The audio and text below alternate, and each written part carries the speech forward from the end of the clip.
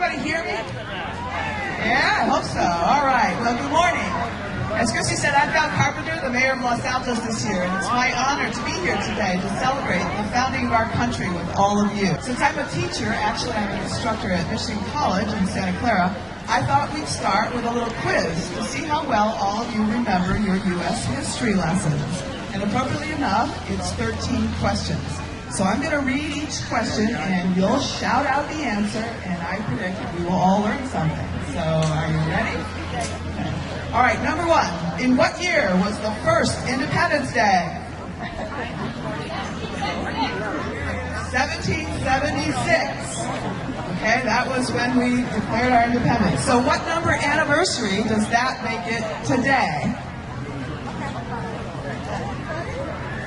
236. This is the 236th anniversary of the United States. So what happened 236 years ago today? Yes, the Declaration of Independence was adopted 236 years ago today. All right, here's an easy one. How many colonies were there? Yes, 13. Good one. Which states were the original 13 colonies? Let's see. How many can you get?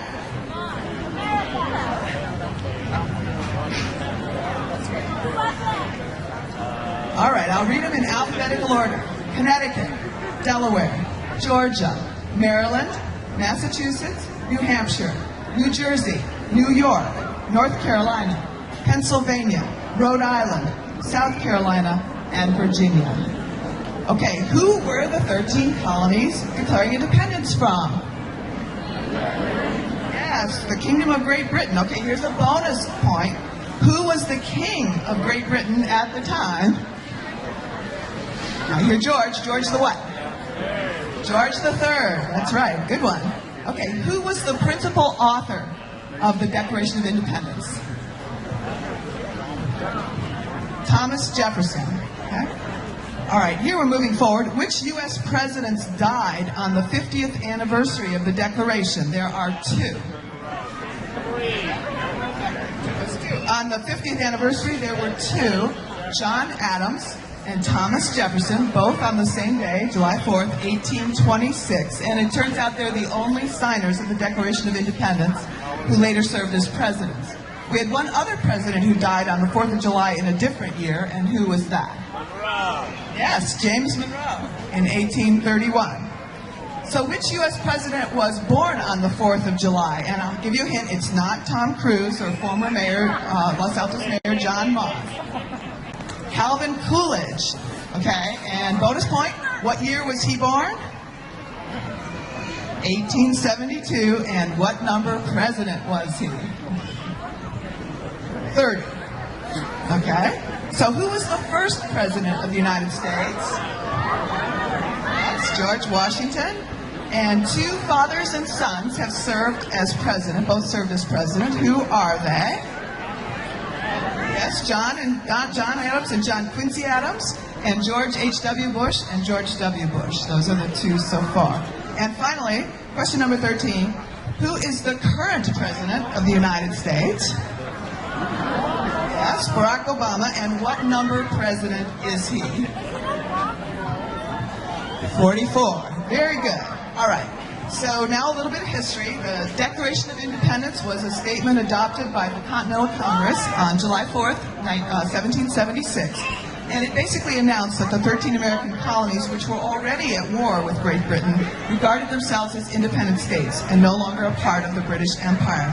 The Declaration was ultimately a formal explanation of why Congress had voted on July 2nd to declare independence from Great Britain more than a year after the outbreak of the American Revolutionary War. Okay, here's lost parent number 2, ignored after the American Revolution, but since then it's come to be considered a major statement on human rights, particularly its second sentence, which I would like to read to you now. We hold these truths to be self-evident, that all men are created equal, that they are endowed by their Creator with certain unalienable rights, and that among these are life, liberty, and the pursuit of happiness.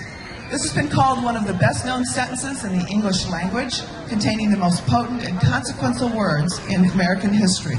The passage came to represent a moral standard to which the United States should strive, and it has inspired work for the rights of people throughout the world. And you know, the people of colonial America were no different than we are. They led full, rich lives. They had hopes, they had fears, they felt joy and sorrow, just as we do.